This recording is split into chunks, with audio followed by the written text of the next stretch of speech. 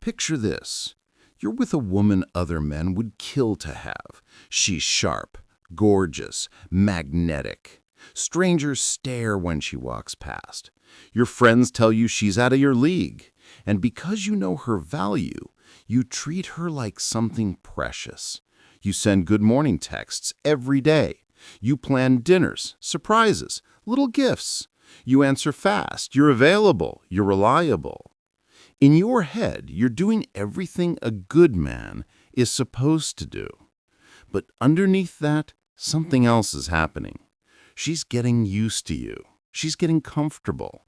And slowly, she's getting bored. You feel her drifting, but you don't know why. You start asking yourself, what else can I do? How much more can I give? What I'm about to tell you will break a lot of illusions about relationships and attraction. Most men never accept this, and that's why they repeat the same story with different women. Here's the brutal core. For a woman to stay deeply attracted to you, she cannot feel like your attention is a free, unlimited resource. She cannot feel like you worship the ground she walks on. She cannot feel like you were completely captured and she has nothing left to earn. The second she knows exactly where she stands with you, the chase in her dies. And when the chase dies, her interest starts to follow. Before you twist this into something stupid, let's be clear. I'm not talking about being cruel, withholding love, or playing sadistic games. I'm talking about understanding how attraction actually works in the human brain, especially in women, and how most nice guys accidentally switch it off. Stay with me because over the next minutes, I'm going to walk you through why so many women lose interest in good men, why treating her too well backfires, and what actually creates that deep, obsessive attraction that doesn't fade after a few weeks. If you're honest with yourself, you know you felt this dynamic before. This time, you're going to see it clearly. Let's start at the root. For most of human history, a woman's survival and her children's survival depended heavily on who she chose to be with. There were no supermarkets, police, or heating apps. Choosing a weak, indecisive man with no social pull and no resilience was dangerous. Choosing a man who had resources, strength, competence, and respect from others increased her odds of staying alive and keeping her children alive. That pressure didn't disappear just because we now have Wi-Fi and Uber Eats. The environment changed. The underlying instincts didn't. On a deep level, women are still scanning for men whose overall value feels higher than theirs, not just financially, but mentally, emotionally, socially. People call this hypergamy, the tendency to seek the best deal they can get in the mating market. It doesn't mean every woman is plotting or calculating. It means her subconscious is always asking, is this the strongest option I can get? Is this the best man I can realistically secure? The moment her brain decides the answer is no, attraction starts to drain. Now, here's the uncomfortable part. This value isn't only about your income or your abs. Those help, but they're not the main thing. What matters more is how you carry yourself, how you respond to stress, how much self-respect you show, and how much neediness leaks out of you. I know a guy who on paper had it all. Corporate job, nice car, high salary, always dressed well. He'd take women to fancy restaurants, buy them gifts, send them long texts telling them how amazing they were. He thought it was showing effort. In reality, he was screaming, "Please pick me. You're my chance. Don't leave." Same time, there was another guy I knew. Worked a regular job, shared an apartment, no luxury, anything. But he acted like his life was full, like he had options, like he was the main character in his story with or without a woman. He'd joke, tease, invite women into his life instead of orbiting theirs. He didn't drop everything for them. He wasn't rude. He just wasn't impressed. Guess which one women obsessed over? Not the polished one begging with his behavior, the one who didn't treat them like oxygen. That difference is the gap between actual value and perceived value. A high-earning man behaving like a servant looks low value. An average guy who respects his time, maintains his standards, and doesn't overinvest comes across as high value. Women don't just react to what you have, they react to how you act. Now, let's talk about certainty and mental energy. The less sure we are about something, the more we think about it. This is basic psychology. When you're not sure about a business deal, a message, a decision, your brain keeps turning it over. When you're completely sure about it, you stop thinking about it. Attraction lives in that space of not being fully sure. When a woman doesn't quite know how deeply you are into her, her mind stays busy. She replays conversations, analyzes your reactions, wonders what you meant. She invests mental energy. And where there's mental investment, there's emotional investment. But what does the average guy do? He tells her everything immediately, shows her everything immediately, gives her total access, instant replies, over-explaining, constant availability. Good morning, beautiful. Good night, beautiful. Paragraphs of praise after 2 dates. There's no mystery left, no tension, no question marks. He thinks he's building closeness. In reality, he's killing attraction. She doesn't have to reach for anything. She doesn't have to earn anything. His attention isn't a reward, it's a default setting. Now, compare that to a man who lives his life first and brings her along, but doesn't revolve around her. He doesn't vanish or play childish games. He just doesn't overshare everything. His messages are clear, simple. He invites instead of begging. Coffee on Thursday at 3. I'm free Sunday evening. Join if you want. No emotional essays, no chasing her responses, no panic if she takes time to reply. He's not cold, he's calm, and that calmness makes her wonder, what's going on in his head? Is he into me as much as I'm into him? That wondering is attraction fuel.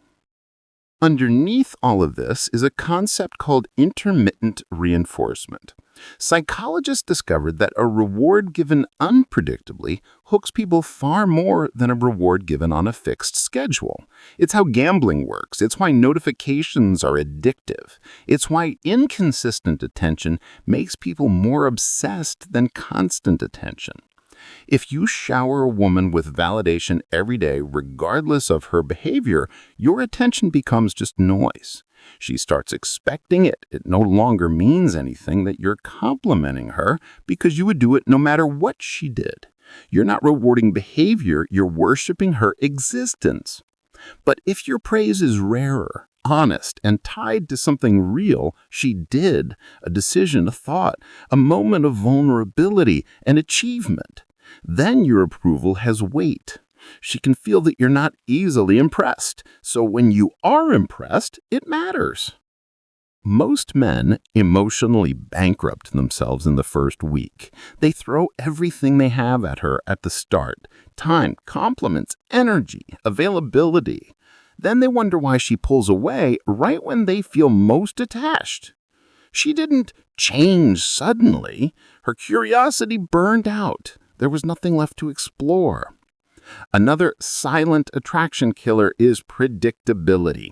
When she can predict how you react to everything, she stops needing to pay close attention. She knows your routine, she knows your schedule, she knows exactly what you'll say if she complains, tests you, or pulls away. At the beginning, you were interesting because you were discovering you. Later, you become the equivalent of a series you've watched 5 times. Even if it's a good series, she's not excited to replay it every night. This is why bad boys have such a pull, especially on emotionally unstable women or women with chaotic upbringing. It's not the disrespect itself is attractive, it's the unpredictability. The emotional roller coaster keeps her nervous system firing. Will he text? Will he show up? Will he be sweet or distant? Her brain is fully engaged. It's unhealthy, but it's stimulating. You don't need to become toxic, But you do need to understand that zero tension means zero excitement. A man who is always there, always agreeable, always easy, becomes emotionally flat to her. Now let's talk about tests. Women test all the time, not because they sat down with a book and decided to manipulate. They test because on a subconscious level, they're trying to answer one question. Is this man solid? Or will he crumble if I push a little? These tests can look like she brings up another guy. She cancels last minute. She goes cold for no real reason. She criticizes you unfairly. She acts unimpressed by something you're proud of. Most men fail instantly. They'd beg, defend, overshare, chase, or get angry to force her back into being sweet. In doing that, they reveal that her mood controls their center. She is the sun and they are orbiting. A man with a strong frame reacts differently. He doesn't explain himself to death. He doesn't try to prove he's better than some guy she mentioned. He doesn't move his entire week to accommodate one changed plan. He doesn't start a war when she's in a mood. He notices the behavior and responds with calm distance or a simple boundary. She says, "My ex was so much more spontaneous than you." The weak response, defensiveness, jealousy, trying to show off. The strong response, a smirk. Maybe, "Good thing I'm not him," and change the subject.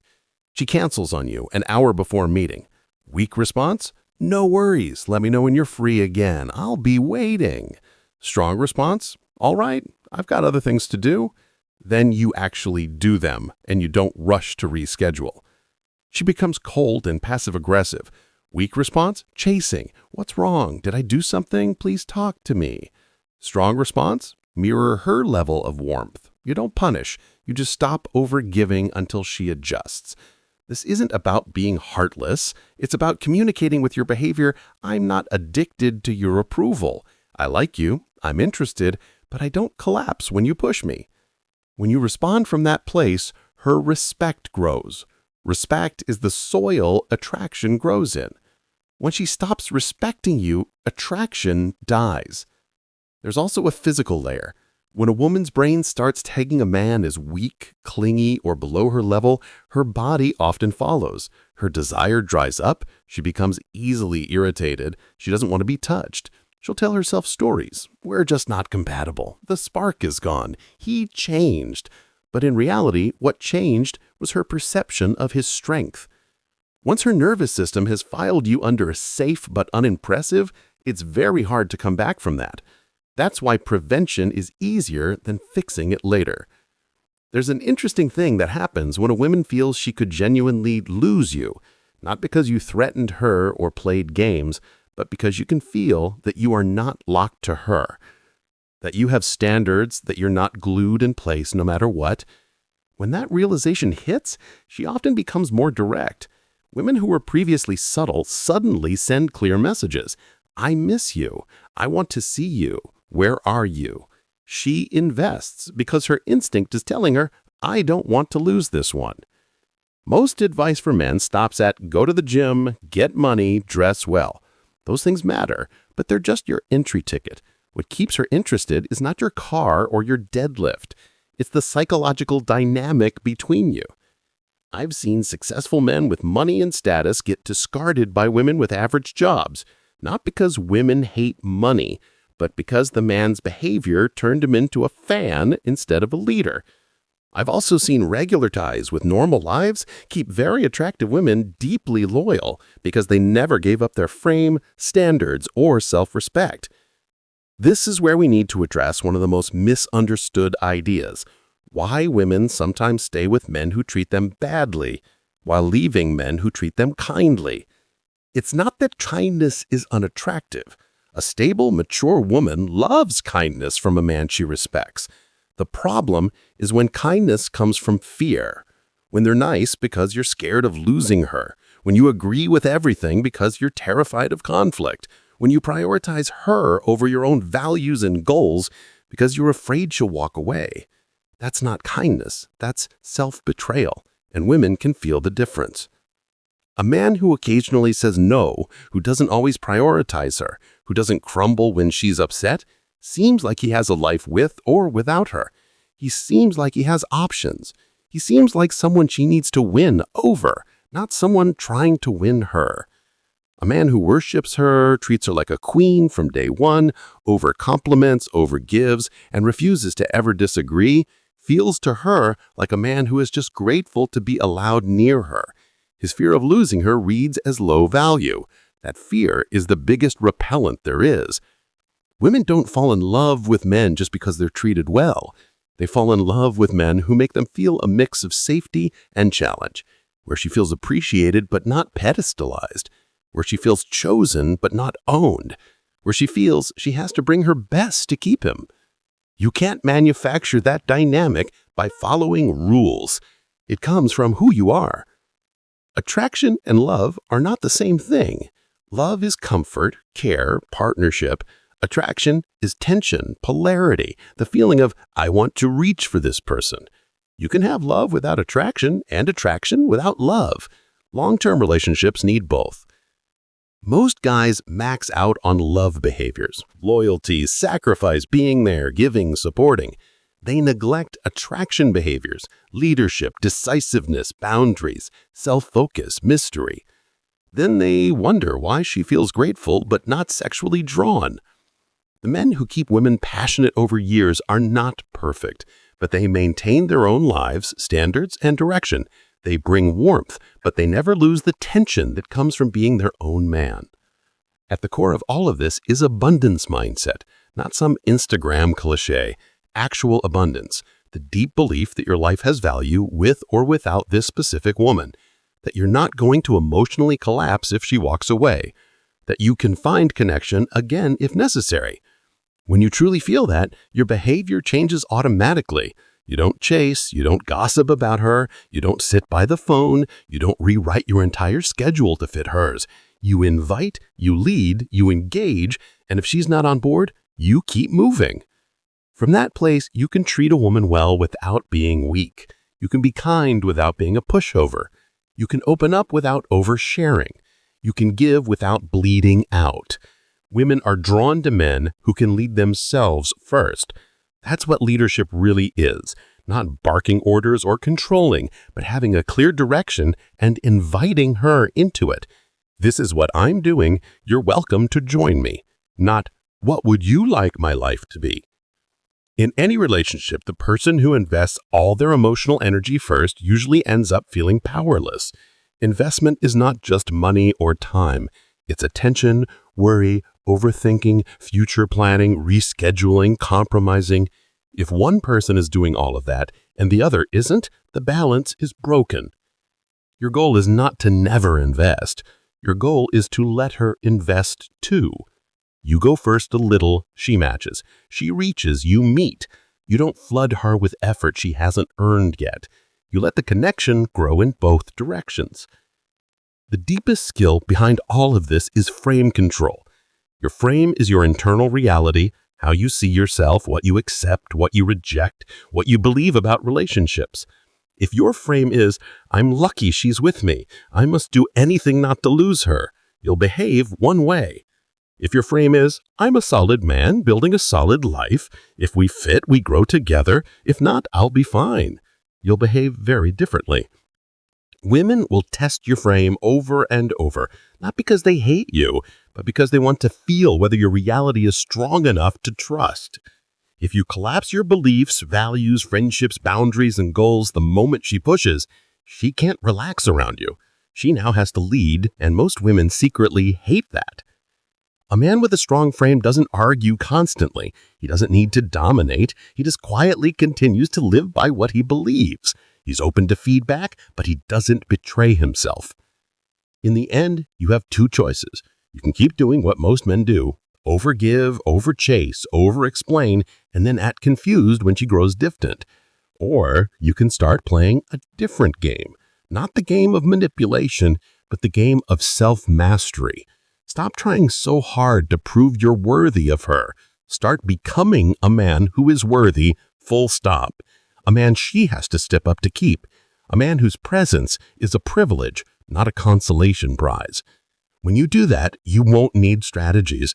Your very existence will be the strategy. This is the psychology of attraction stripped of fairy tales. Use it to build something powerful or stay exactly where you are. That choice is yours. If you want to break more of these illusions and actually understand what's happening under the surface of your relationships, you already know where to be.